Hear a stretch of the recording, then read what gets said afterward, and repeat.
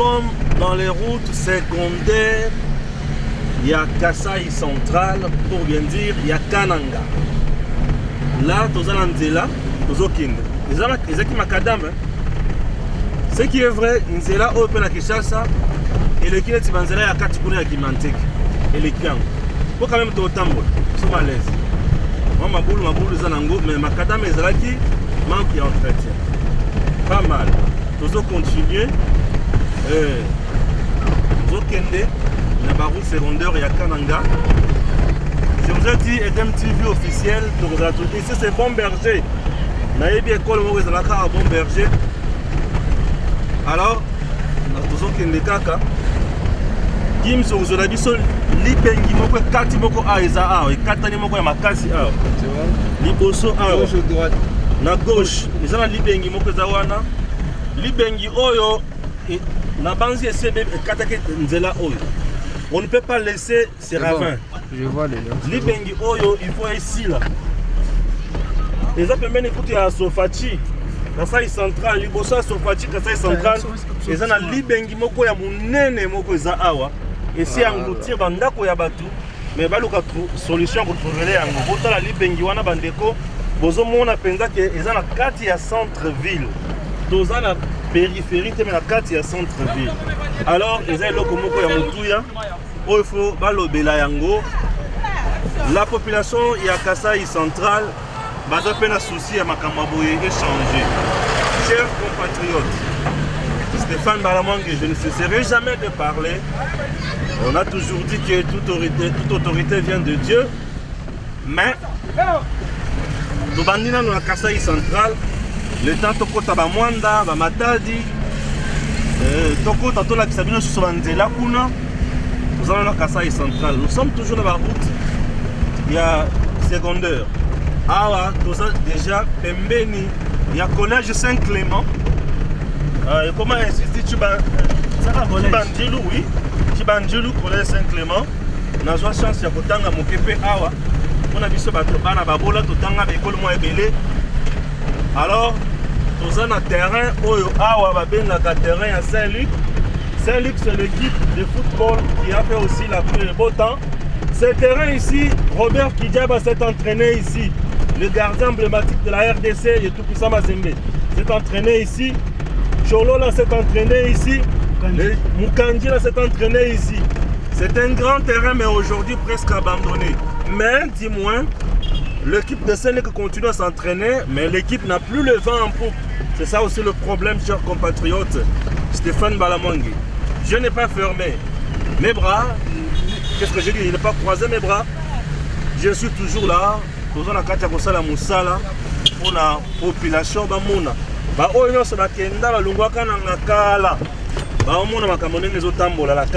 nous avons la route secondaire. Côté Sikoyo, la route, il y a centre. Là, les bossos. Ah, c'est ça la rond-point. Carrefour Fachi Béton. Vous vous imaginez? Roulage à télémission à Carrefour Fachi Béton. Kasai Central a fait Nzela.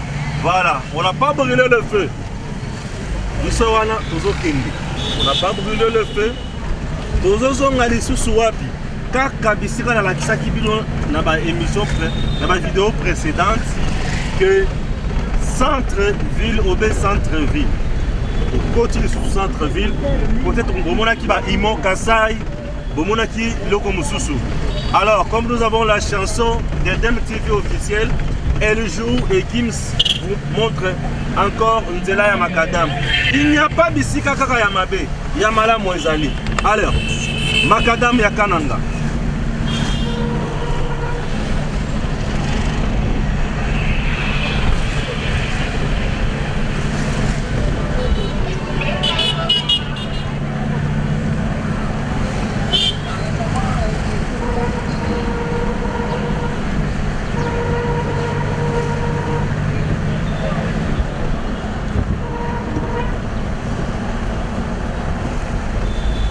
C'est pays la Makadam ya Kananga.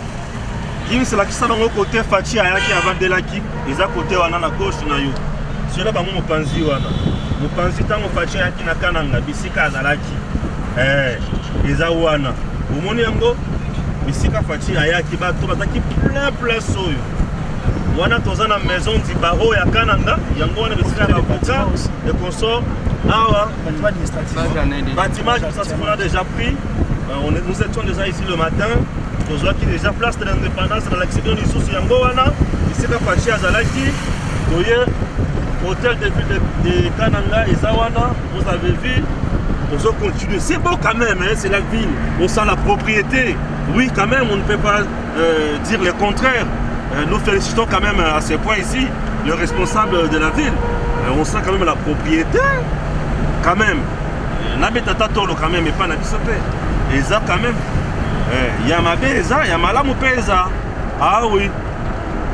On ne dira pas assez. Yamalamu pesa. Donc je suis en train quand même de vous montrer aussi chez nous. Ça c'est ma ville province, ma ville natale.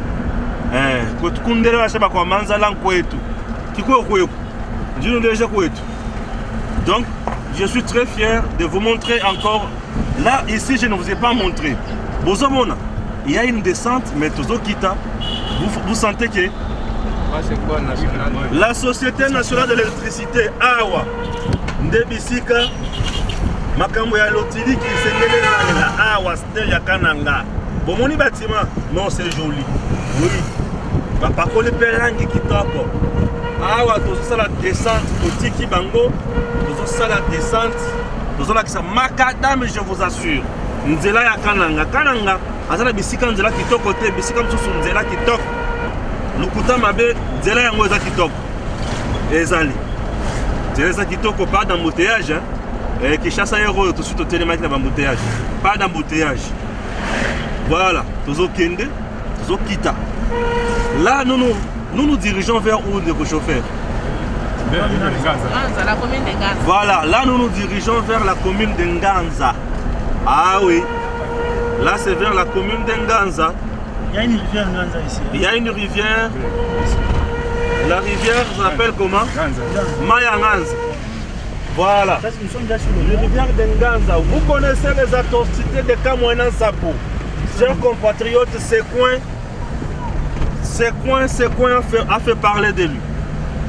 Voilà, la commune de Nganza, il y a toujours macadam, on monte. C'est ici où on a tué les gens porte à porte par le méchant de Kabila et les autres. Ou l'endroit où les soldats de Kabila tuaient les gens de Kamwena Sapo, c'est ici. Là où vous avez assisté au massacre de Kamwena Sapo, c'est ici. Bisika boyoka ki ba bomé ki batu, c'est ici. Nganza. Nganza boyoka ka Nganza wana yangoyo. Vous sentez quand même hein. Batu basala bandako, c'est un peu modeste là. Batu bandako no bango ya mike. Ba maison ya minene pe koko za lango me bandako ya mike. Ndenge kim sa ola ki sabino wana. Bandako za nango simple. Et nous continuons avec notre marche. Menzela et un béton. Bâti béton, tout macadam et comme béton. Ah oui, c'est du béton. Là, c'est du béton. Regardez, Moussika. Ah, Kim, c'est le coup, moi, la maille. Talanzela, ma béton à béton. Vous sentez que même que Bémen à béton, nous les a protégés à moi niveau. Et nous continuons. La commune Nganza bisika oyo ba boma batu na mayematali Kamwena Sapo lokola likambo mususu. Ah, le régime de Kabila nous a montré de toutes couleurs. Awa Toza. Je parle bien sûr ici. C'est la commune de Nganza. Vous sentez maison communale de Nganza. Gims avec le zoom.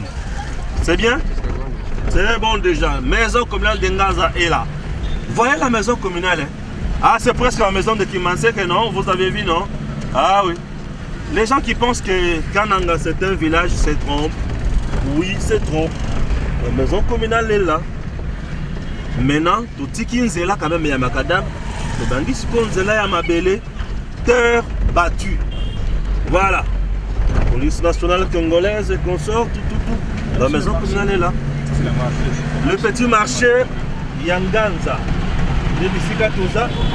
Petit marché Yanganza. Nous continuons toujours. Vous allez me comprendre puisqu'on utilise plus voix off de la caméra. Non, il y a aussi le petit micro là-bas. Merci. Là, c'est la terre battue. La différence avec d'autres provinces, quand on a une terre argilée mingité, moi terre est sablonnée. Dès bon monique ma belle, mboule betaki. Ah, ce qui mboule beti, ma belle est comme potopototé, mais ma belle est kangamisé le kangami. Terre est comme terre battue et vous roulez quand même sans problème. La différence, c'est que mon ami Toukaya Fachi, ou est kangama qui dans ma belle, yambujumai. Ah, ils ont bon côté. Ah, ma belle est rouge. Ah, ma belle est normale. Et vous êtes tambola. Sans problème. Vous en avez vélo là, koleka. Moto na yo koleka. Et d'ailleurs, le transport le plus facile à Kananga, c'est via la moto. Mais quand même, nous avons eu la chance d'être pris dans cette Jeep. Et je vous dis quand même, je dis merci beaucoup à ma tante. Ma tante chérie que j'aime beaucoup, ma tante. Est-ce que je peux citer son nom? Non, je ne cite pas son nom. Elle nous a quand même aidés et nous sommes là en train de nous balader à bord de cette Jeep. Et ça nous fait du bien. Vous voyez comment ça se passe, non? Ah oui. Moto na bango. Et nous sommes là. Et nous sommes dans la commune de Nganza. Les années nous avons ah, Nganza, mais à la différence de la Kissenso, ma benginde, ma casse. Ah ouais, quand même ça va. Ah quand même ça va. Nous tambola. Nous kende. Nous tambola. C'est presque une commune rurale. Hein? C'est comme la commune de Maluku, la commune de Kissenso, c'est Sanganza, elle est rurale. Et voilà, elle est rurale, raison pour laquelle on a bandako des fois, ils appellent un chaume parfois, bandako Moussousou, les gens, Bazawana. Et voilà, Gims vous fait parler encore la commune de Nganza. Voilà, c'est parti avec Gims. Ici, il y avait une grande érosion, voilà. Raison pour laquelle il y a les roseaux, vous voyez. Bambou de Chine, c'est plus que ah ouais, ils ont et ici là déjà, trouver une solution à Yango. Bon, on est quand même l'équipe. Bambou et Zawana, bambou wana, basi. Donc, libengi o est kataka pesa batuyangam, on a batuyangam. Les gens qui passent batubaleka. Mais basi déjà Yango. Et ils ont gagné et puis ils ont toujours continué. Jusqu'à présent, dans la Kisibine, ils ont kangami na potopototé. Ce qui est aux aliboso, beaucoup de mais ce qui est athée. Là, nous avons quand même le roulage dans la périphérie. C'est tout à fait normal. Bangoana, les Kisibiso, sans problème, sans tracasserie. Et la Pessibiso salue. Donc, la Pessibiso salue, ceux qui n'ont pas gagné Bango, Bagozamai.